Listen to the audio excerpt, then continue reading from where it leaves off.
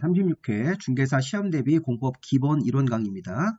자, 국토계획법의 10번째 테마가 도시계획 시설 사업의 시행에서 앞에 도시계획 시설 파트하고 연결되는 부분입니다. 자, 이 부분에서는 실제 도시계획 시설 사업의 시행 절차로 들어가서 사업을 어떤 절차로 진행을 하는지 그 사업 진행 절차를 공부하는 것이고, 또 사업이 이제 장기간 미집행했을 때 어떤 식으로 이제 개인의 권리를 이제 침해받는 권리를 구제하는 제도, 이런 것들을 좀 볼 건데요. 자, 먼저 이쪽 보시면 사업을 시행하는 절차. 좀 전에 우리가 앞에 강의에서 기반서라는 걸 배웠습니다. 뭐 도로, 공원, 학교 같은 것들. 자, 이런 여러 종류의 기반서를 실제 사업을 할 때는 자, 이렇게 도시계획시설로 결정이 먼저 돼야 되는 것이죠. 자, 이게 바로 도시관리계획을 결정했다는 것입니다. 자, 사업을 정상적으로 집행하든 미집행으로 가든 정상적으로 집행을 먼저 보는 겁니다. 자, 그래서 우리가 기반서를 설치하기 위해서 도시계획시설로 도시관리계획을 결정하고 고시합니다. 그러면 도시계획시설로 결정된 토지가 개인 토지도 있습니다. 뭐 국가 토지도 있지만 개인 토지도 있을 텐데, 이게 도시계획시설로 결정 고시가 된 개인 토지에서는 자, 도시계획시설 이외에, 만약에 도로면 도로 이외에 새로운 건물의 건축이나 새로운 공작물의 설치는 금지되면서 권리 침해를 받는 겁니다. 만약에 여러분들 땅이 여러분들이 원하지 않더라도 우리 행정청이 이런 도시계획시설로 결정을 해버립니다. 결정해버려서 앞으로 이제 사업을 하면 요게 실시계획 같은 게 인가가 나오면 공사를 착수하기 전에 강제 수용이라는 걸 합니다. 자, 우리 그런 것도 한번 당해 볼 수 있습니다. 경우에 따라서는. 이렇게 강제 수용당할 때 보상금이 나오죠. 보상금이 이제 적어서 일반적으로 많이 뭐 소송도 하고 이렇게 하십니다. 이의신청도 하고. 그러면 지금 이게 이제 그런 절차를 말하는 건데, 처음에 기반시설을 설치하기 위해서 공익적인 목적으로 여러 종류의 기반시설 중에 하나를 설치할 때는 자, 도시계획시설로 먼저 도시관리계획을 결정을 합니다. 그럼 결정된 토지에서는 도시계획시설 이외에 새로운 건물의 건축 같은 것들은 금지가 되는 겁니다. 공작물, 뭐 비닐하우스 같은 공작물도 도시계획시설이 아니면 허가 금지가 되어서 개인이 자기 땅이지만 건물을 못 짓는 권리를 침해당하는 그런 효과가 생깁니다. 그러면 사업을 정상적으로 진행을 한다면 단계별 집행계획이라는 계획을 먼저 수립을 하고 공고하도록 되어 있습니다.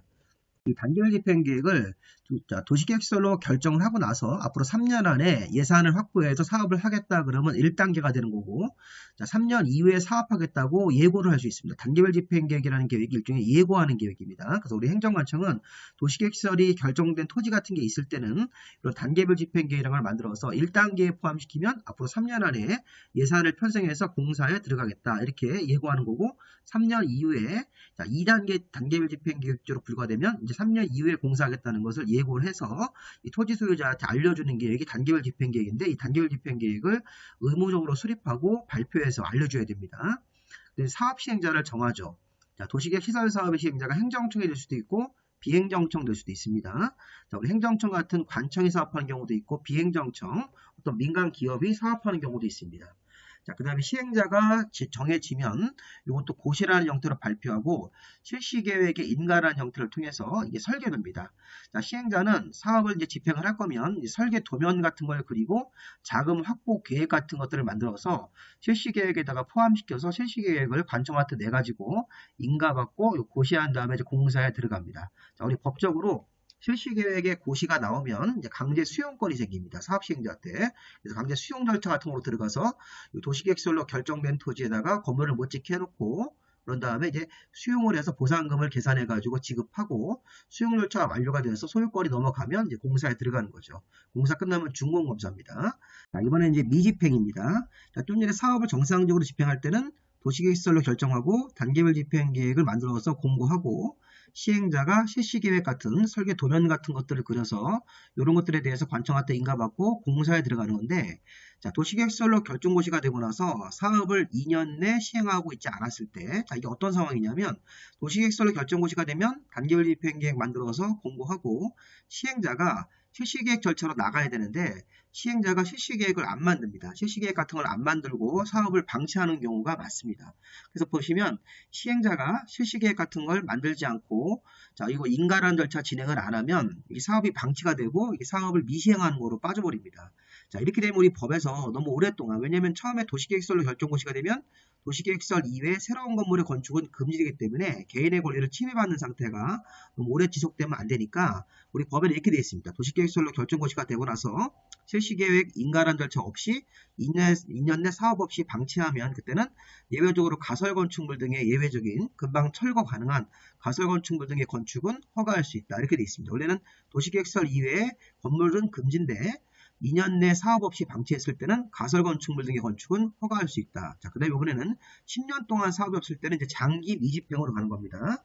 자, 도시계획설로 결정고시가 되고 나서 실시계획 인가도 없이 자, 사업을 시행자가 방치하고 이게 10년 내 사업 없이면 10년 지나고 나서 내 땅을 빨리 사가라는 매수청구권이라는 걸 토지 소유자, 지목이 대인 토지 소유자가 행사할 수 있습니다. 자, 그래서 그러니까 중요한 포인트는 매수 청구라는 게 내 땅을 빨리 사가라고 이렇게 독촉을 할 수 있다는 것입니다. 행정청한테. 사업 시행자가 행정청이면 행정청 시행자한테 하는 거고, 행정청이 아닌 자가 있을 때는 뭐 그런 시행자한테 우리가 내 땅을 빨리 사가라 이렇게 매수 청구라는 걸 형태에서 원래는 실시계획을 인가하고 사업 시행자가 강제 수용 절차인데 실시계획 인가가 안 나오고 10년 내 사업이 없이 방치가 되면 10년 지나고 나서 토지 소유자가 이때 중요한 게 지목이 됩니다. 지목이 또 임야라든가 잡종지라 농지는 못하고 지목이 대인 토지 소유자가 왜 사업을 10년 동안 실시계획 인가도 안 하고 방치하고 있느냐 그러면 이제 현재 결정에 따라서 매수청구권이라는 걸 도입을 했습니다. 내 땅을 빨리 사가라고 청구할 수 있고 이 매수청구에 대해서 매수를 받아주는 경우도 있고 또 거절하는 경우 이런 것들을 배우실 겁니다. 그리고 마지막으로 20년 내 사업이었을 때는 최장기 미집행, 20년 되는 다음 날에 도시계획 시설 결정이 실효가 되고 규제가 풀리는 겁니다. 20년 내 사업이었을 때는 이런 식으로 해서 2년, 10년, 20년 물론 여기 10년짜리에서 지방의회 보고라는 조항하고 도시계획 시설 결정의 해제 신청이라는 게 있는데 이거보다는 일단 여기 매수 청구라는 걸 먼저 포인트로 봐야 됩니다. 2년 동안 사업이 없는 경우, 10년 내 사업이 없는 경우, 20년 지날 때까지 20년 내에 사업이 없을 때는 각각 어떤 효과가 있는지를 설명을 드리도록 하겠습니다. 자, 이 내용이 좀 길었지만 이 내용을 가지고 이제 우리가 좀 더 세부적으로 보는 겁니다. 먼저 사업의 집행 절차입니다. 자, 단계별 집행 계획의 공고부터 가는 거죠. 자, 사업을 정상적으로 집행할 때는 단계별 집행 계획의 수립 공고 절차가 있습니다. 자, 단계별 집행 계획이 일단 의미를 아까 설명을 드렸습니다.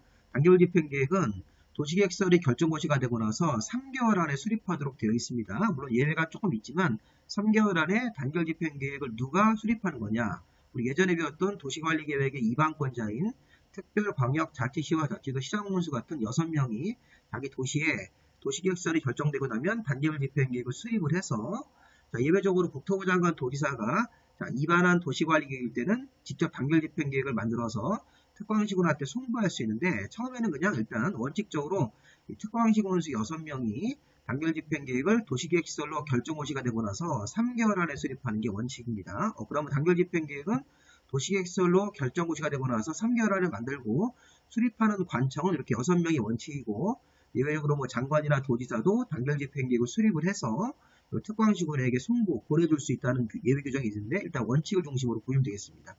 자, 단계별 집행계획은 여기 수립 구분을 좀 먼저 볼게요. 자, 1단계와 2단계로 단계별 집행계획을 구분해 수립합니다. 단계별 집행계획이 나온 걸 보면 1단계가 쭉 나와 있고 해당되는 사업 등이 2단계가 나와 있는데 1단계가 뭡니까? 앞으로 3년 이내에 사업 시행을 하겠다. 예산을 확보해서 사업하겠다는 걸 예고하는 계획이고 단계별 집행계획에서 2단계 쪽으로 분류가 되면 해당 도시계획시설 사업은 3년 이후에 예산 같은 것들을 정해서 사업하겠다고 예고하는 계획으로 확인하시면 되겠습니다. 단계별 집행계획이 1단계 아니면 2단계로 구분돼서 수립이 됩니다.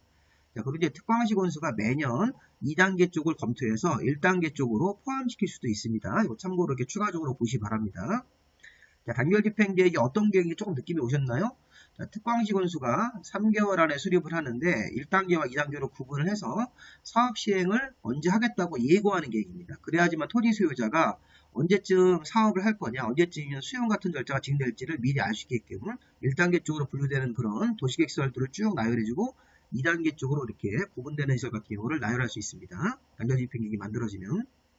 자, 그리고 여기 이제 2번으로 오시면 수립 절차가 있는데 단계별 집행계획은 수립을 할 때 관계 행정기관의 장과 협의하고 지방의 의견을 들어야 되는데 여기서 중요한 포인트가 뭐냐면 심의가 없습니다.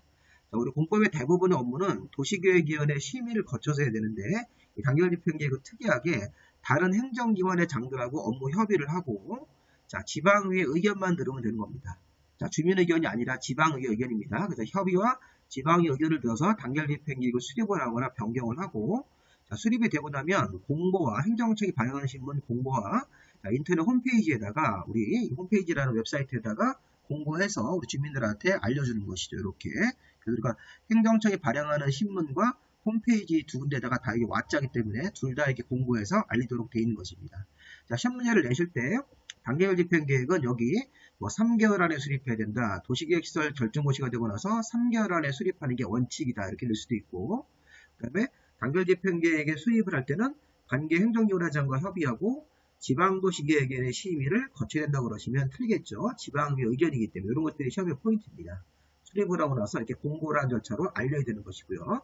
단계별 집행계획은 아까 1단계와 2단계로 구분돼서 수립이 됩니다. 그래서 단계별 집행계획이 나오면 여러 도시계획시설에 대해서 여기는 1단계 지역이고 2단계 지역이라는 것을 알 수 있습니다. 자, 1단계는 3년 안에 앞으로 시행 예정이라는 것을 알려주는 거고 2단계는 3년 이후에 시행 예정 시설 사업이라는 것을 알려주는 계획입니다.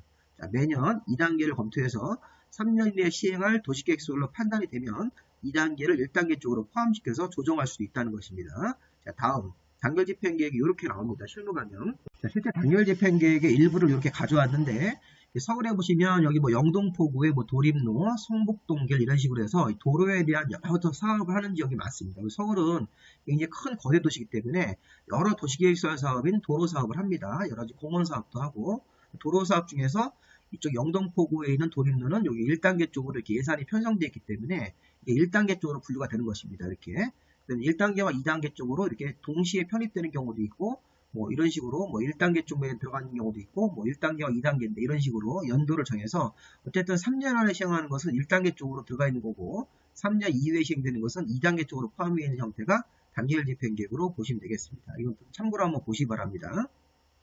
단계별 집행계획에는 재원 조달과 보상 계획, 그래서 우리가 보상 계획 같은 경우가 아까 이 금액입니다. 금액. 이게 보시면 100만 원 단위이기 때문에 이런 식으로 이게 90억이 되겠죠. 100만, 1000만, 억, 10억이기 때문에 90억 이렇게 여기 보시면 특히 여기 1번 같은 경우는 여기 20억으로 잡혀 있네요. 20억. 그다음에 여기 71억 정도 잡혀서 1단계 사업을 다 마무리하겠다. 이런 식으로 해서 단결 집행계획이 나오는 겁니다. 자, 이런 것들이 바로 이제 재원 조달 계획과 보상 계획이랑 관련된 내용으로 보시면 되겠습니다. 자, 단결 집행계획은 1단계, 2단계로 구분하는 계획이다. 1단계는 3년 안에 시행하는 것들, 2단계는 3년 이후에 시행되는 것들 이렇게 형태로 해서 보상계획 같은 게 포함이 돼가지고 단결 집행계획이 만들어지고 공고 형태로 나옵니다. 자, 다음에 이제 시행자의 지정 고시. 자, 사업 시행자가 누가 시행자가 될 건지는 이게 보시면 자, 원칙적으로 행정청 시행자가 있고 행정청이 아닌 시행자도 있다는 것입니다. 자, 행정청은요. 특별광역자치시와 자치도 시장군수가 해당 도시의 장들이 자기 도시 안에서 자, 이런 도시계획 시설 사업을 하게 되면 시행자가 되는 게 원칙입니다. 여기 국가계획 관련된 도시계획설이면 국토부 장관이, 자, 광역도시계획 관련된 도시계획설이면 도지사도 시설 사업을 할 수 있으니까 이 원칙적으로 여기 파란색 6명, 예외적으로 장관과 도지사도 시행자가 될 수 있으므로 이걸 쭉 모아서 관청 서열대로 쓰면 국토부 장관, 특별도지사, 시장군수 같은 관청이 행정청 시행자가 되는 겁니다. 자, 우리 공법을 공부할 때 행정청을 이렇게 6명을 먼저 쓰고 국토부 장관, 도지사를 이렇게 쓰는 거하고 자, 이렇게 표현하는 거하고는 같은 겁니다. 자, 이게 무슨 말이냐면 이게 보십시오. 여기 행정청 시행자가 아까 좀 전에 나왔듯이 원칙적으로 특별광역자치시와 자치도 시장군수가 있고 예외적으로 국가계획 관련되면 장관이 시행자가 될 수도 있고 광역도시계획 관련되면 도지사가 시행자가 될 수도 있는데 이거를 서열대로 쓰면 이제 서열 높은 사람부터 먼저 쓰면 국토부 장관, 그 다음에 두 번째 서열이 이제 광역지방자치단체장으로서 특별광역자치도와 자치시, 자치도, 도지사를 이렇게 쓰고 기초지방자치단체 시장군수를 밑으로 쓰면 국토부 장관, 이게 시도지사입니다. 이 5명을 우리 시도지사라고 부르고 시장군수가 나오기 때문에 이렇게 쓰는 거하고 이렇게 쓰는 거하고는 같은 거라고 보시면 되겠습니다. 자, 그래서 우리가 도시계획 시설 사업은 이러한 행정청들이 관련 규정에 맞게 원칙적인 행정청, 예외적으로 국가계획 관련되면 국토부 장관, 광역도시계획 관련되면 도지사도 시설 사업의 시행자가 될 수 있습니다. 행정청 시행자로. 행정청이 아닌 시행자도 우리 법에 있습니다. 행정청이 아닌 자는 주로 보세요. 당연히 민간 시행자, 우리 민간 건설업자 같은 사람들이 시행자가 되는 경우도 있고, 자, 토지공사나 지방공사는 우리 공기업인데 우리 행정청, 비행정청 분류할 때는 이 공기업은 비행정청이 되는 겁니다. 그래서 행정청이 아닌 자로 분류합니다. 토지주택공사나 지방공사 같은 공기업은 비행정청으로 분류합니다. 그래서 행정청이 아닌 시행자인 토지주택공사나 지방공사나 이런 민간 건설업자 같은 민간 시행자들은 행정청이 아닌 시행자는 국토부 장관이나 시도지사나 시장군수한테 시행자 지정을 받아야 됩니다. 자, 시행자 지정을 받아야지만 시행자가 될 수 있는 것입니다. 그래서 시행자가 딱 지정되면 시행자 지정이 되었다고, 이런 비행정청 시행자가 되었다고 또 고시에서 알리도록 되어 있습니다. 여기서 중요한 거 하나 나옵니다. 시행자를, 민간 시행자가 시행자 지정을 받을 때는 동의가 필요한데, 여기서 포인트가 뭐냐면 이겁니다. 자, 토지주택공사나 아까 농어촌공사 같은 공기업들, 공공기관하고 지방공사, 좀 전에 비행정청에서 토지주택공사 같은 공기업, 지방공사 같은 이런 공기업들은 비행정청이라서 시행자 지정을 받습니다. 자, 받는데 동의는 필요 없습니다. 시행자 지정을 받는 과정에서 동의는 필요 없습니다. 이렇게 하셔야 돼요. 자, 그런데 반면에 여기 민간 시행자 같은 경우는 시행자 지정을 국토부 장관이나 시도나 시장군수한테 받아야 되는데, 시행자 지정을 받는 과정에서 여기 보시면 면적의 3분의 1을 소유하고 토지 소유자 총수 2분의 1 동의까지 얻어서 시행자 지정이 되어야 된다. 다시 한번 잘 보십시오. 자, 이거 읽어보겠습니다. 다음에 해당하지 아니하는 자는 시행자 지정을 받아야 됩니다. 자, 시행자 지정을 받는 경우는 아까 우리 행정청이 아닌 자들입니다. 행정청이 아닌 자들. 행정청이 아닌 자들은 모두 다 시행자 지정을 받아야 돼요. 우리 행정청은 국토부 장관, 시도지사나 시장군수만 행정청이기 때문에 이 사람들이 아닌 나머지 행정청이 아닌 자들은 시행자 지정을 받을 때, 자, 시행자 지정을 받아서 시행을 할 수 있습니다. 자, 그런데 시행자 지정을 받는 경우에 동의가 필요한 사람이 있고 안 필요한 사람이 있다는 겁니다.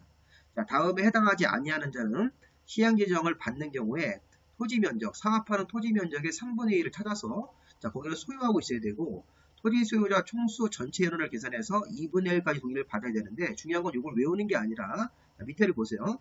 공공기관 중에 토지주택공사, 지방공사 같은 사람들이 시행자 지정을 받는 경우에는 이 동의가 필요합니까? 안 필요합니까? 이 문장 내에서 안 필요해야죠. 다음에 해당하지 아니하는 자가 시행자 지정을 받는 경우에 이런 동의를 얻어야 되기 때문에 토지주택공사나 지방공사가 시행자 지정을 받는 경우에는 이런 동의 없이도 바로 시행자 지정이 되는 겁니다.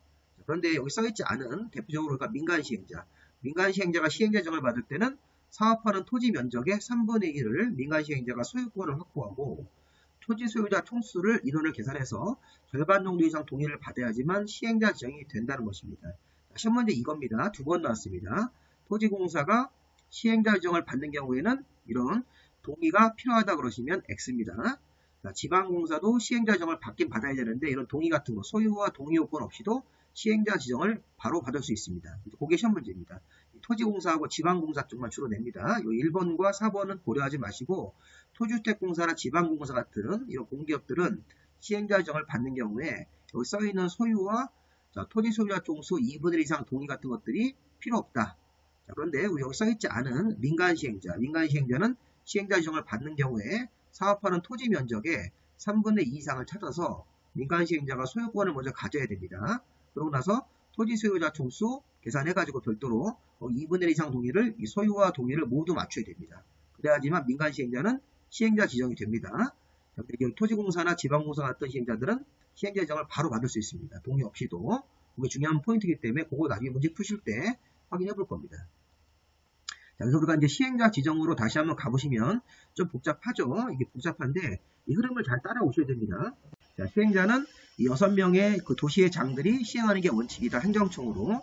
국토부 장관, 도지사도 시행자가 될 수가 있다.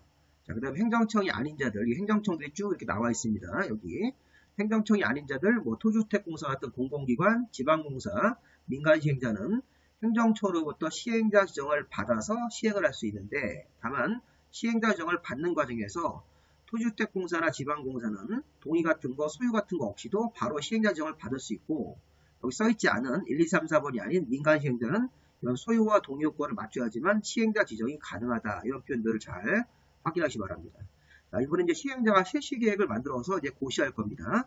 자, 시행자가 어떤 일을 해야 됩니까? 시행자가 정해지고 그러면 시행자가 실시계획이라는 계획. 자, 우리 항상 우리 어떤 일을 할 때는 구체적으로 어떤 뭐 기본 계획 같이 이렇게 지침 계획이 나오면 이걸 실행하는 계획이 나와야 됩니다. 이걸 실시계획이라고 합니다.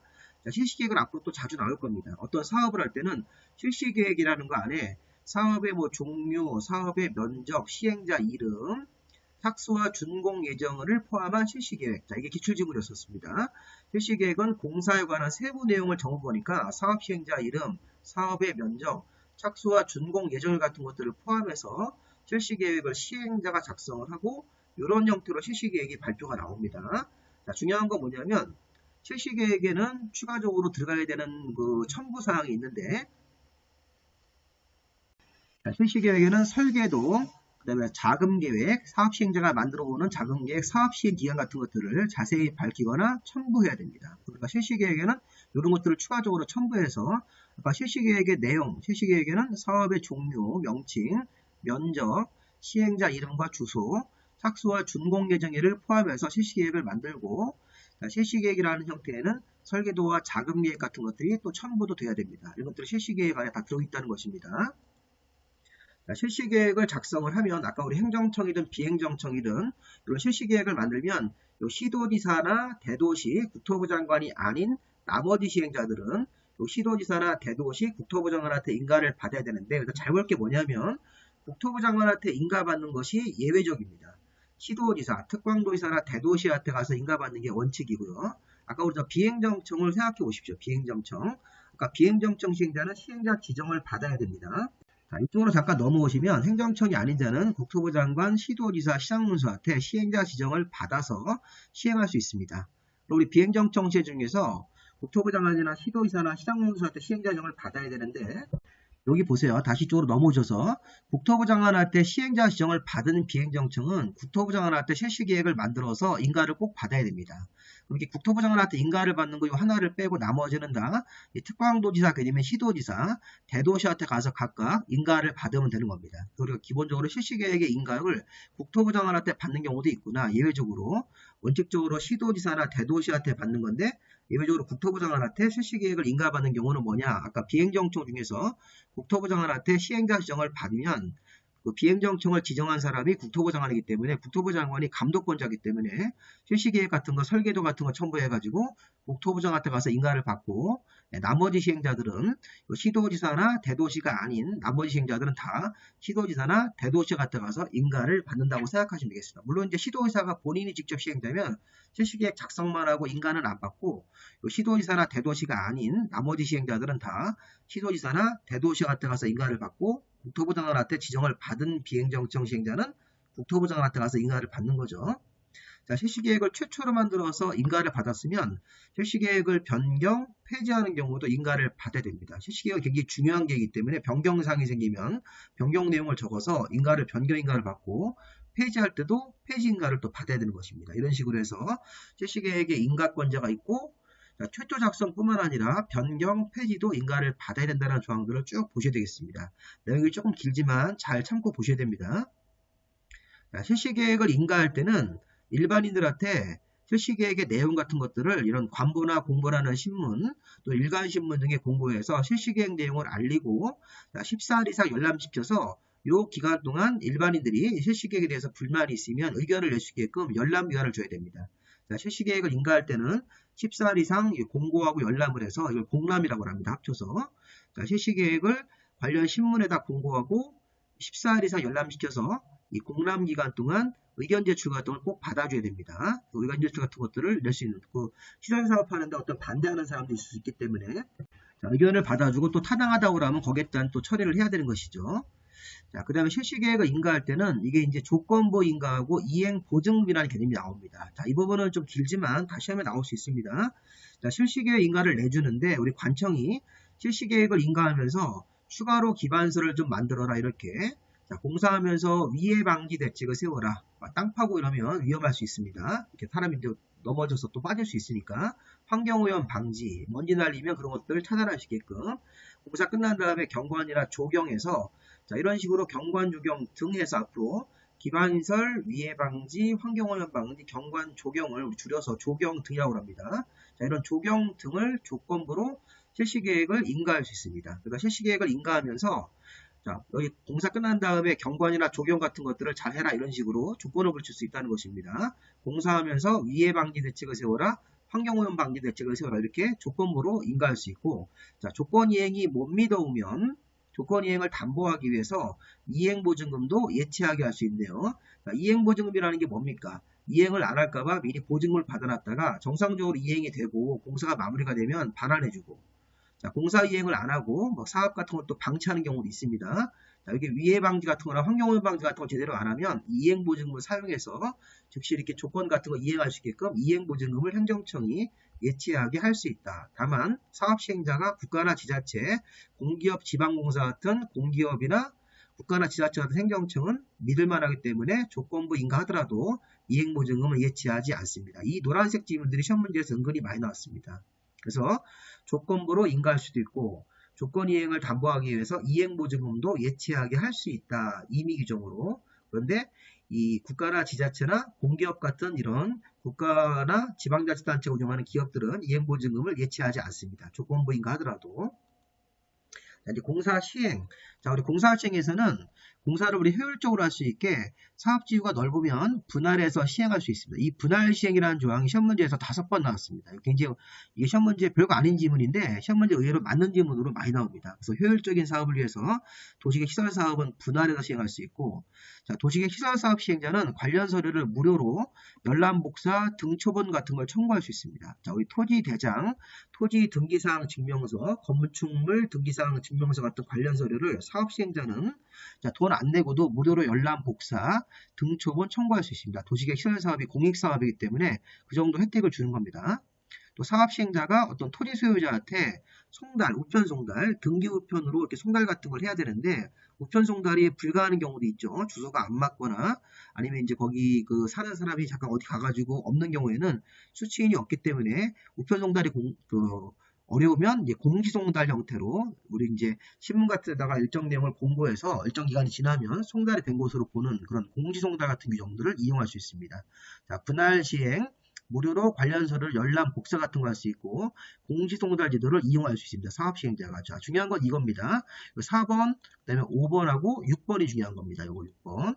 자, 여기 4, 5, 6번 같은 경우 여러분들 교재, 일순환 교재 그거의 핵심 내용으로 잡혀 있는데, 자, 토지 등의 수용 사용 조항부터 먼저 볼까요? 자, 우리 공법에서 도시계획 시설 사업에 직접 필요한 토지나 건물이 있을 때는 토지나 건물에 있는 권리를 시설사업 시행자가 사업에 필요한 토지나 건물에 대해서, 자, 여기 끝에 수용, 사용할 수 있다 이런 표현을 쓰고, 도시계획시설에 인접한 토지 건물에 있는 각종 권리는 일시 사용만 할 수 있다. 수용은 안 되고, 자, 수용은 타인의 지상권을 강제로 뺏는 겁니다. 보상 같은 걸 지급하고, 그 다음에 사용도 타인의 토지 같은 것들을 일정 기간을 정해서 일시 사용할 수 있다. 이런 표현이 사용을 한다는 얘기인데, 시설 사업에 필요한 토지 건물일 때는, 직접 필요한 토지 건물일 때는 사업 시행자가 수용, 권리, 소유권 같은 권리를 강제로 수용할 수 있고 또 토지를 사용할 수도 있습니다. 그런데 도시계획설에 필요한이 아니라 인접한 토지 건물일 때는 일시 사용만 할 수 있다. 수용이 안 되네요. 자, 이 그림을 좀 보십시오. 자, 여기 오른쪽에 보시면 오른쪽에 6m짜리 도로가 원래 있었습니다. 자, 6m짜리 도로는 좀 차량들이 교차하기가 협소하죠. 협소해서 14m 도로로 도로를 확장하기 위해서 여기 11번지, 도로 옆에 있는 12번지, 13번지 이런 토지에다가 이렇게 도시관리 계획을 결정을 해서 도시계획설로 결정을 한 겁니다. 자, 제가 이 그림을 보여드리는 이유는, 자, 여기 11, 12, 13번지는 도시계획 시설, 즉 도로가 확장되는데 직접 필요한 토지라는 겁니다. 그리고 옆에 인접 토지가 있죠. 또 그 옆에는 타인 토지라는 개념이 있습니다. 이거를 개념을 잡으시라는 겁니다. 자, 우리 좀 전에 우리 앞에서 도로가 있었는데 도로를 옆으로 이렇게 추가적으로 이렇게 확장을 하는 겁니다. 그래서 통합해서 14m가 되게끔. 그럼 도로가 이제 이게 8m가 더 늘어나는 거기 때문에 여기 11, 12, 13번지 토지들은 다 이게 도로 만드는 땅에 필요해서 이 빨간색 점선이 도시계획설이 결정된 위치입니다. 그래서 11, 12, 13번지 같은 경우 토지나 여기 건물도 있죠. 이런 것들은 직접 사업에 필요한 토지나 건물에 있는 권리는 수용, 사용할 수 있고, 인접한 토지는 직접 사업에 필요하지 않기 때문에 대신 이제 공사하면서 통행로 같은 걸 쓰기 위해서 일시 사용이 가능하다는 것입니다. 그래서 그림을 보시면서 시설 사업에 직접 필요한 토지인 건물, 아까 11, 12, 13번지 토지는 수용, 사용할 수 있고, 인접한 토지에 대해서는 수용은 안 되고 일시 사용만 할 수 있다. 이 개념을 잘 잡으셔야 됩니다. 그래서 이게 이 공익사업인 도시계획시설 사업할 때 사업 시행자한테 이런 권한을 주는 겁니다. 자, 우리가 뭐 어떤 개인이 특정한 개인에 대해서 강제로 이렇게 땅을 뺏고 이런 건 안 됩니다. 도시계획 시설사업 같은 시행자가 되면 공익사업을 시행하고 공익사업은 여러 사람들한테 도움이 되는 사업이라고 판단을 해서 이렇게 강제 수용권을 주는 겁니다. 이렇게 대신 인접한 토지는 사업 시행을 위해서 일시 사용을 할 수 있다. 이런 식으로 해서 공사 기간 동안 뭐 사용하는 그런 조치만 할 수 있는 것입니다. 자, 그리고 이제 이 타인 토지의 출입은 뭐냐면 타인 토지라는 게 이 그림에서 이런 거 생각하시면 되겠습니다. 자, 인접한 토지도 아니고 필요한 토지도 아닌 타인 토지에 대해서는 자, 도시계획 시설 사업을 위해서 이 타인 토지도 출입할 수 있고 조사나 측량을 위해서 또 타인 토지도 일시 사용할 수 있고 타인 토지에 나무나 돌 같은 게 사업하는 데 방해가 되면 이런 것들을 제거할 수 있는 권한을 시행자한테 추가적으로 주고 있습니다.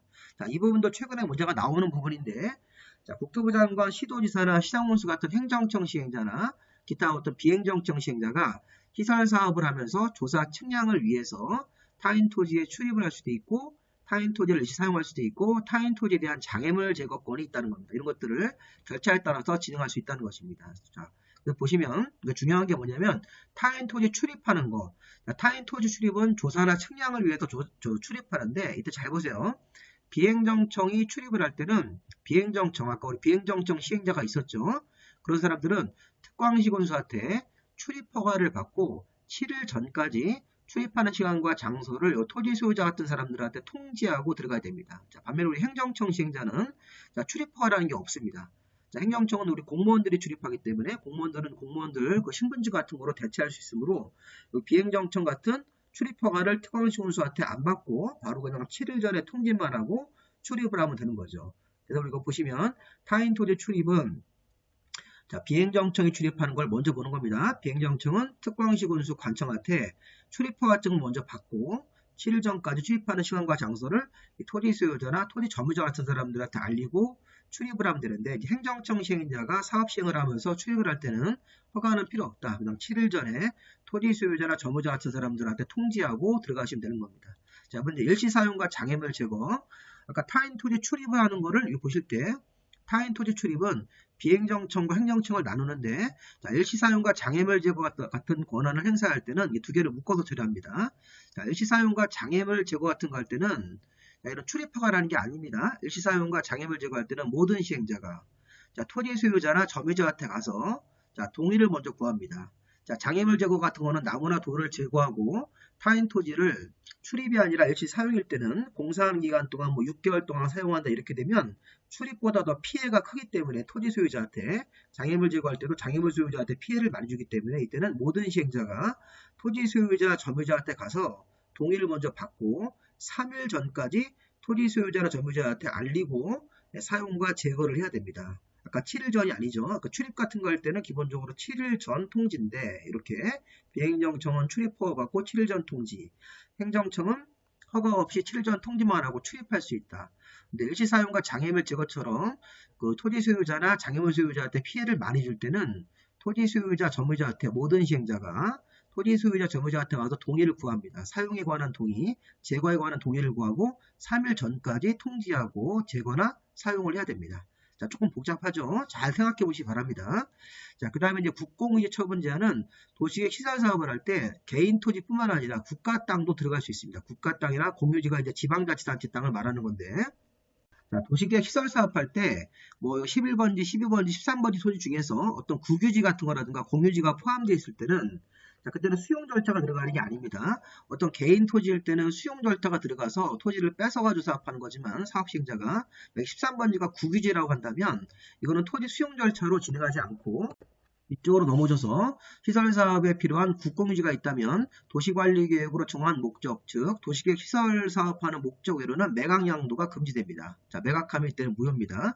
자, 국가나 지방자치단체도 자, 국가 땅이나 지방자치단체 땅이 시설사업으로 들어간 겁니다. 도시계획 시설 안으로 들어가서 필요한 땅이 도시계획 시설 사업을 해서 필요한 땅이 됐을 때는 이 도시관리계획으로 정하는 목적인 도시계획 시설 외의 목적으로 매각이 안 되고 이걸 이제 의무적으로 제공을 해줘야 되는 것이죠. 이런 식으로 해서 자, 국공유지도 제한을 받는다. 파는데 제한이 있습니다.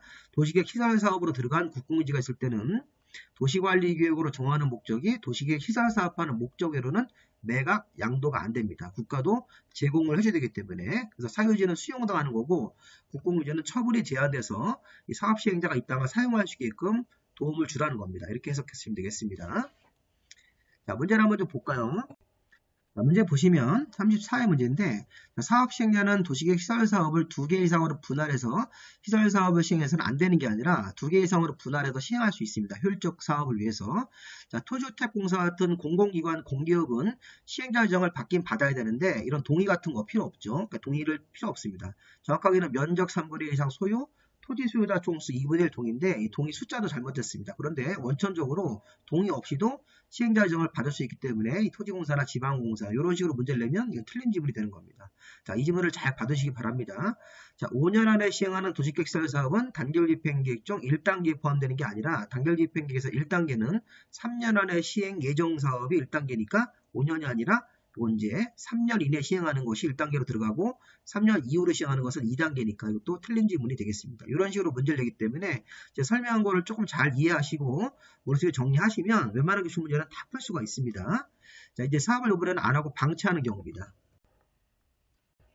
자, 방치는 아까 우리 그림상 이 그림을 보시면 되겠죠.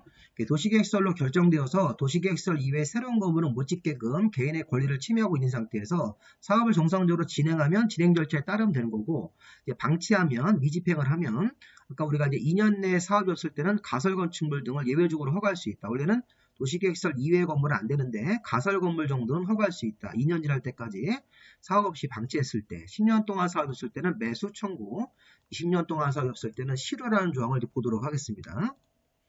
자, 도시계획 시설부 제한에서 이제 개발행위, 아까 도시계획 시설 이외의 건물은 못 짓는 겁니다. 자, 원칙을 보시면, 자, 도시계획 시설부 제한에서는 개발행위가 제한된다. 건물 짓는 게 제한되는 겁니다. 자, 여기 보시면, 자, 도시계획 시설 설치 장소로 결정이 된 도시계획 시설 사업하기 위해서 도시관리계획 결정된 지상, 수상, 지하 등에서는 자, 도시계획 시설이 결정 고시가 되고 나서 이게 결정 그럼 항상 도시관리계획 결정입니다. 도시계획 시설로 도시관리계획 결정 고시가 되고 나서 도시계획 시설 외에 새로운 건축물의 건축이나 공작물의 설치 허가는 금지됩니다. 허가를 못 내줍니다. 관청이. 왜냐하면 조만간에 도시계획 시설 사업을 하기로 결정된 거기 때문에 도시계획 시설 이외에 새로운 건물의 건축이나 공작물 설치는 사업에 방해되므로 허가를 안 내줍니다. 개인 입장에서는 권리 침해입니다. 자, 그런데 도시계획 시설이 결정 고시가 되고 나서 2년 지날 때까지 시설 사업이 안 되고 있습니다. 이렇게. 자, 그럼 이제 우리가 이거는 이제 아까처럼 실시계획 같은 거 안 만들고 2년이 지났다고 해석하시면 되겠습니다. 자, 또는 뭐 이 단결 집행계획에서 1단계 쪽에 포함되어 있지 아니한 시설, 아까 1단계 포함되어 있지 않았을 때는 뭐 2단계 쪽이겠죠.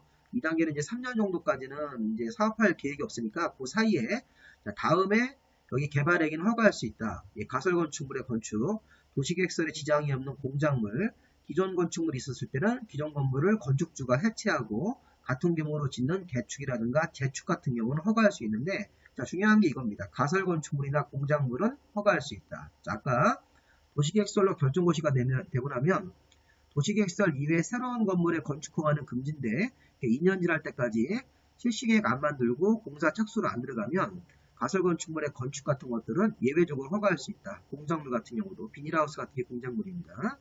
자, 이번에 이제 매수 청구입니다. 매수 청구. 한자로 내 땅을 빨리 사가라고 청구하는 겁니다. 매도 청구는 너의 땅을 나한테 팔아라고, 매수 청구는 내 땅이나 내 건물을 사가라고 청구하는 겁니다. 매수해 가라고 청구하는 겁니다. 자, 이 매수 청구 조항이 제일 중요합니다. 자, 매수 청구는 도시계획시설로 결정고시가 되고 나서 10년 내 시설사업 시행이 없다는 것입니다. 이때 주의사항이 뭐냐면 실시계획에 인가가 나와 있는 상태에서 10년 내 공사 착수 안 하고 있을 때는 매수 청구를 못합니다. 자, 실시계획 인가가 나오면 조만간에 수용 절차가 들어가는 겁니다. 자, 이 그림으로 다시 오셔서 도시계획시설로 결정고시가 되고 나서 자, 10년 동안 사업이 없으면 10년 내 사업 없다. 이 미시행이라는 게 공사 착수를 지금 안 하고 있다는 것입니다. 그러면 매수 청구라는 걸 할 수 있는데 다만 실시계획 인가라는 게 나와 있으면 조만간에 이제 공사에 들어간다는 걸 암시하기 때문에 매수 청구를 안 받아주는 겁니다. 그래서 이게 이 매수 청구를 하려면 실시계획 같은 거 인가 없이 10년이 지나갈 때까지 공사 착수가 안 들어갔다. 이렇게 판단이 되면 매수 청구를 할 수 있는 것입니다. 자, 매수 청구로 다시 오셔서 도시계획시설로 결정고시가 되고 나서 10년 안에 사업을 시행하고 있지 않았을 때 이때 실시계획 인가 절차 등이 진행되어 있다면 매수 청구 대상에서 제외된다. 그러니까 실시계획 인가 같은 거 안 나오고 10년 내 사업 착수가 안 들어가 있으면 매수 청구를 받아주는 겁니다. 근데 매수 청구는 아무나 하는 게 아니라 10년 내 사업이 없는 토 중에서 지목이 대인 토지 소유자만, 지목이 대. 이 건축물 같은 게 있을 때는 땅과 건축물을 같이 사가라고 매수 청구를 같이 할 수 있습니다. 이거 포함해가지고. 근데 지목이 뭐 잡종지나 지목이 뭐 임야, 지목이 농지 같은 사람들은 10년 지날 때까지 사업이 없더라도 매수 청구를 못하고 지목이 대인 토지 소유자가 이 건물을 질 수 있는 땅인데 건물을 못 짓게끔 한 다음에 사업을 방치하고 있으니까 매수 청구를 받아주는 겁니다. 너무 오랫동안 사업 안 하고 있으니까 재산권 지배가 너무 심하다라는 헌법재판소의 불합치 결정에 따라서 이 매수 청구를 하는 게 도입이 된 겁니다. 자, 결론 10년 내 사업이 없으면 지목이 대인 토지 소유자가 건물 같은 거 포함해서 매수 청구를 할 수 있습니다. 자, 매수 청구는 누구한테 할까요? 상대방. 자, 원칙적으로 특별, 광역, 자치시와 자치도 시장문수한테 청구하는 게 원칙인데 예외적으로 시행자가 정해져 있거나 아까 우리 행정청이나 비행정청은 시행자가 정해져 있거나 자, 시설사업의 설치 의무자, 관리 의무자 같은 사람들이 따로 주로 이게 공기업들인데 사업 시행자가 정해져 있거나 설치 의무자나 관리 의무자 같은 별도의 어떤 공기업 같은 사람들이 도시계획 시설사업의 설치 의무자로 정해져 있을 때는 그자한테 우선적으로 청구할 수도 있습니다. 그래서 우리가 이 특광시군수한테 하는 게 원칙인데 예외적인 사람이 있으면 이 사람들한테 우선적으로 청구할 수도 있다는 조항을 보시기 바랍니다. 매수 청구 상대방. 자, 매수 청구 절차가 청구를 하면 6개월 안에 매수해준다 안 해준다 답변을 통지합니다. 그리고 매수해주기로 통지가 됐으면 6개월이 지나고 나서 2년 안에 돈을 줘야 되는 것입니다. 매수를 해줘야 됩니다. 자, 이 그림을 한번 보십시오. 자, 우리 앞에서 자, 여기 도시계획설로 결정고시가 되고 나면 도시계획설 이외의 건축물의 허가가 안 나옵니다. 그래서 아까 2년 지날 때까지 사업이 없으면 가설건축물의 건축이 가능하고 10년 동안 사업이 없으면 10년 지난 다음 매수 청구를 했을 때 자, 6개월이라는 기간을 잡아서 최대 6개월 이내에 매수를 해준다 안 해준다를 답변을 통지하도록 되어 있습니다. 매수 청구를 받은 상대방이 만약에 최장으로 잡아서 10년 지나고 바로 매수 청구를 해서 6개월째 되는 날 매수해준다고 답변 통지가 오면 실제 돈을 지급하는 거는 또 2년이 되는 겁니다. 이렇게 해서 시간을 또 길게 끌게 돼 있죠. 이런 식으로 돼 있어가지고 우리 행정청의 업무를 굉장히 이렇게 기간을 많이 잡고 일을 합니다. 행정청한테 유리하게. 그래서 10년 지나서 매수 청구하면 6개월 이내 매수 여부가 통보가 온다. 매수해준다고 통보가 오면 돈을 주는 기간은 2년입니다. 자, 돈 줄 때는 현금 지급이 원칙인데 경우에 따라서는 채권 같은 걸 지급할 수도 있습니다. 그리고 20년 동안 사업이 없을 때는 20년 되는 다음 날에 이 앞에 도시계획시설 결정이 해제가 되고 규제가 다 풀리는 겁니다. 자, 그래서 앞에서 우리 봤을 때 도시계획설로 이렇게 10년 동안 사업이 없으면 10년 지난 다음에 매수 청구를 하면 6개월 안에 매수 여부를 통지하는데 이걸 시험 문제에서 위아래를 바꿉니다. 6개월 안에 매수를 해야 된다 이런 식으로. 자, 6개월 안에 통지하는 거고 이 통지가 가고 나서 2년 안에 돈을 지급하는 겁니다. 그래서 6개월, 2년이라는 걸 잘 보시기 바랍니다. 자, 매수 대금. 현금으로 대금 지급하는 게 원칙인데 자, 매수해주는 매수 의무자가 지방자치단체일 때 아까 매수 의무자가 지방자치단체면 6명을 생각하시면 돼요. 특별시장, 광역시장, 자치시와 자치도, 시장 군수입니다. 자, 지방자치단체에 토지공사나 지방공사는 안 들어갑니다. 이게 시험 문제입니다. 자, 매수 의무자가 지방자치단체인 그 6명 특별광역시장, 자치시와 자치도, 시장군수 같은 지방자치단체가 매수 청구를 받아서 매수 의무자가 됐을 때는 다음으로 하나의 경우에 자, 시설채권이라는 형태로 도시계획 시설채권이라는 채권 형태로 현금 대신 지급할 수 있다. 자, 보십시오. 매수해주는 사람이 지방자치단체로서 토지소유자가 원하면 매수 청구를 한 토지소유자가 원하면 현금 지급 안 하고 채권 지급할 수 있고 토지소유자가 원하지 않더라도 그 매수 청구 대상이 비업무용 토지나 부재부동산 이렇게 약간 투기 성격에 있는 부동산일 때는 토지 소유자가 원하지 않더라도 매수 금액이 3천만 원을 초과하는 금액에 대해서는 강제로 채권을 지급할 수도 있습니다. 이거 잘 보셔야 됩니다. 자, 지방자치단체로서 토지 소유자가 원하면 채권 지급할 수도 있고 토지 소유자가 원하지 않더라도 부재부동산 비업무용 토지가 매수 청구 들어오면 3천만 원 넘는 금액에 대해서는 강제로 채권을 지급할 수도 있다는 것입니다. 자, 시설채권은 뭐 상환기한은 10년 정도 이내로 정하고 자, 1년 만기 정기예금 금리 이상으로 이자를 지급해야 된다. 요즘 이제 금리가 많이 올라서 자, 은행의 1년 만기 정기예금 금리가 4%면 4% 이상으로 이자를 줘야 되는 거고 10년 이내 정도로 상환기간을 정하면서 구체적으로 이제 상환기간을 몇 년으로 할지는 뭐 10년 이내이기 때문에 뭐 5년으로 할지 뭐 7년으로 할지는 이렇게 조례로 정하도록 되어 있습니다. 자, 이런 것들이 시험 지문에 다 나옵니다. 시설채권이라는 경우가 어떤 경우에 우리가 받을 수 있는 것인지. 자, 아까 여기 보시면 이 대금은 현금 지급이 원칙인데 이런 시설채권을 지급할 수도 있었죠.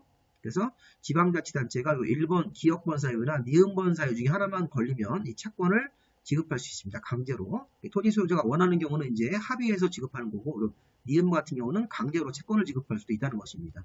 3천만 원 초과하는 금액에 대해서는 매수 금액이 1억이면 3천만 원까지는 현금을 지급하고 남는 7천만 원은 강제로 채권을 지급할 수 있고, 채권을 받으면 상환기간이 최대 10년 이내까지 기다렸다가 다시 이제 채권을 원금으로 상환받을 수 있겠죠. 현금으로.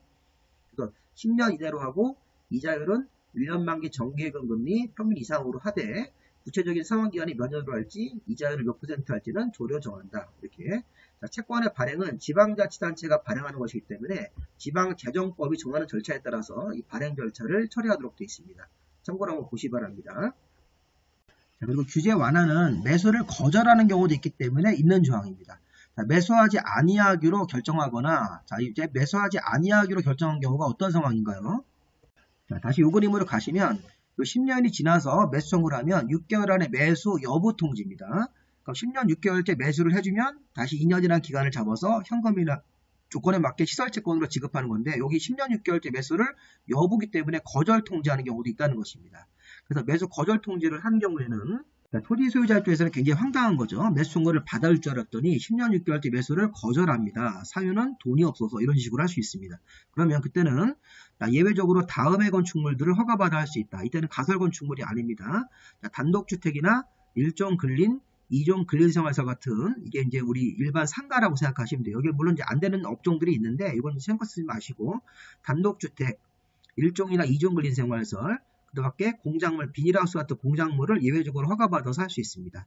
아까 우리 2년 동안 사업이 없을 때는 가설 건물이지만 10년 동안 사업이 없어서 매수 청구를 냈다가 매수를 거절당하면 이것만 보시면 됩니다. 매수를 거절했을 때는 3층 이하의 단독주택, 1종 근린생활서 같은 상가 건물, 2종 근린생활서 같은 상가 건물, 그 다음에 공작물이 설치가 가능하다. 그래서 아파트라든가 이런 빌라 같은 공동주택은 안 됩니다. 이런 것들이 시험 문제에서 한번 나왔기 때문에 3층 이하라는 조건을 맞춰서 이런 정도 건물들은 예외적으로 허가해 주겠다. 자, 왜? 여기가 도시계획시설이 결정됐더라도 매수를 거절당한 사람은 오랫동안 10년 동안쯤 공사하라고 방치했기 때문에 재산적 피해가 커서 매수를 거절했을 때는 이런 건물들을 예외적으로 봐주는 겁니다. 이렇게 할 수 있게끔 허가를 내주겠다는 것입니다. 하나가 더 있는데 이 매수 결정을 했으면 2년 안에 돈을 줘야 되는데 2년 지날 때까지 돈을 안 주는 경우에도 이런 건물들을 예외적으로 또 허가할 수 있는 규정이 있으니까 이건 참고로 보시기 바랍니다. 일단 10년 6개월째 매수하지 아니하기로 결정 통지가 오면 3층 이하의 단독, 3층 이하의 1종 근린, 3층 이하로 2종 근린 생활설. 자, 1종 근생, 2종 근생이 뭔지는 나중에 보실 겁니다. 자, 공작물 같은 경우가 설치가 가능하게끔 이렇게 봐주는 겁니다. 자, 이제 시효는 20년짜리죠. 이건 간단합니다. 자, 최장기로 미집행입니다. 자, 도시계획시설 결정고시가 되고 나서 실시계획도 안 만들고 공사 착수 안 하고 20년이 지나버리면 자, 포인트가 이겁니다. 20년 지날 때까지 사업이 안 되면 20년이 되는 날에 다음 날로 넘어가서 도시계획시설 결정은 자동적으로 실효가 되고 실효 사실을 외부로 고시해야 됩니다. 자, 20년이 되는 날이 아닙니다. 20년까지는 기다려주고 20년이 된 날까지 다음 날까지 20년 되는 날 다음 날이 되면 도시계획 시설 결정은 실효가 돼서 자, 도로 만드는 사업이 이게 이제 없어지는 거죠. 자, 이런 식으로 해서 최장기 20년이면 굉장히 오랜 기간입니다. 이때까지 건물을 못 짓게 방치하고 나서 이 사업 시행을 안 하면 토지 소유자 입장에서는 개인 재산권 침해를 많이 받은 경우니까 우리 법에서 20년 되는 다음 날에 도시계획 시설 결정은 실효가 되는 것입니다. 자, 실효 사실은 반드시 이렇게 외부로 고시해서 알려야 되는 겁니다.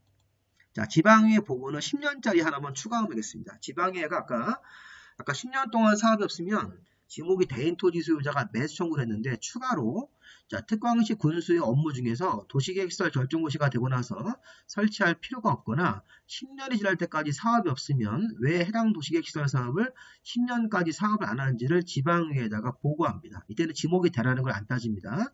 자, 도시계획시설 결정고시가 되고 나서 10년 지날 때까지 사업이 없으면 지방의회에 보고하고 지방의회는 특광시 군수한테 이거 문제가 있으니까 해제하라고 권고할 수 있습니다. 자, 보고 접수일로부터 90일 안에 지방의회가 검토해서 특광시 군수한테 10년 동안 사업 안 하고 있으면 자, 여기 지방의회한테 해제하라고 권고할 수 있는데 이때 중요한 게 뭐냐면 해제 권고를 받은 특별광역 자치시와 자치도까지는 자, 특별한 사유가 없으면 해제 절차로 들어가는데 직접 해제 결정을 하도록 되어 있습니다. 자, 그런데 1년 안에 자, 시장문수 같은 사람이 해제 결정을 받으면 도지사한테 해제 결정을 신청하고 이 도지사가 1년 안에 해제를 하도록 되어 있습니다. 자, 그러니까 이게 무슨 얘기냐면 지방의회가 이렇게 6명한테 해제를 권고할 수 있는데 이 앞에 있는 4명은 해제 권고를 받아서 만약에 해제를 한다면 직접 해제 결정을 도시관리 결정을 직접 하는 것이고 자, 해제 권고를 통지받은 날로부터 1년 안에 요 시장문수 같은 관청은 요 기초지방자치단체, 요 나머지 4명은 광역지방자치단체이기 때문에 다르게 처리한다는 겁니다. 그래서 시장문수가 해제 권고를 받으면 도지사한테 해제 결정을 신청을 해야 되고 도지사가 해제 신청을 받으면 이때부터 1년이라는 기간을 잡고 도지사가 해제 결정을 해주는 거지 시장문수가 권고를 받아서 직접 해제 결정을 하지는 못한다는 것입니다. 여기까지만 보시면 되겠고 요 얘기를 하고 있는 겁니다. 자, 10년 지난 다음에 사업이 없으면 지방의회에 보고하고 지방의회는 보고받은 날로부터 90일안에 해제 권고하고 요 특광자치시와자치도는 직접 해제 결정을 하도록 되어 있고 시장문수는 도지사한테 해제 신청을 내고 도지사가 신청을 접수받아서 1년 안에 해제 결정을 하도록 되어 있습니다. 이렇게 해서 보시면 되겠습니다. 자, 이제 문제 보고 마무리하겠습니다. 좀 길었죠, 강의가. 자, 도시계획시설 결정이 고시가 되고 나서 5년 안에 사업 시행이 안 되면 지목의 대인 토지 소유자가 매수 청구하는 것은 기본적으로 10년은 지나야 되는 것입니다. 틀렸고요. 자, 도시계획 시설부지의 매수 의무자는 매수 청구를 받고 나서 매수하기로 결정된 토지를 매수하기로 결정된 토지면 매수 결정을 알린 날로부터 2년 안에 매수해 주는 것은 맞죠. 이거 맞는 질문입니다. 6개월 안에 매수 결정을 하고 이렇게 통지하고 나서 2년 안에 매수해 주는 것이니까 이건 맞습니다. 그래서 이건 6개월을 말하는 게 아니라 2년 안에 매수를 해야 된다기 때문에 맞습니다. 자, 20년이 지날 때까지 사업이 안 되면 20년이 되는 날이 아니라 20년 되는 다음 날에 효력을 잃는 거니까 이건 틀린 질문으로 봐야 되겠죠. 자, 여기까지 마무리하고 4번 질문을 보시면 지방자치단체가 자, 이거는 이제 미집행이 아니라 사업을 정상적으로 집행할 때 지방자치단체가 자, 여기 직접 시행하는 경우에는 이행보증을 예치하지 않는 것입니다. 자, 행정청의 시행자는 이해관계인의 주소나 거소가 불분명해서 우편송달, 등기우편송달이 안 되면 송달에 관하여 공시할 수 있다. 맞습니다. 자, 그 다음에 아까 지방공사, 이거는 이제 매수청구 아까 관련 조항인데 도시계획 시설부지인 매수의무자가 도시계획 시설부지에서 매수의무자가 지방공사라면 매수청구를 들어갔고 아까 지방자치단체는 여기 도시계획 시설채권을 지급할 수 있는데 지방공사나 토지공사는 지방자치단체가 아닙니다. 아니기 때문에 시설채권으로 대금을 지급할 수는 없습니다. 이건 X로 봐야 됩니다. 이렇게 이런 형태로 문제가 나오는 거니까 한번 잘 보시기 바랍니다.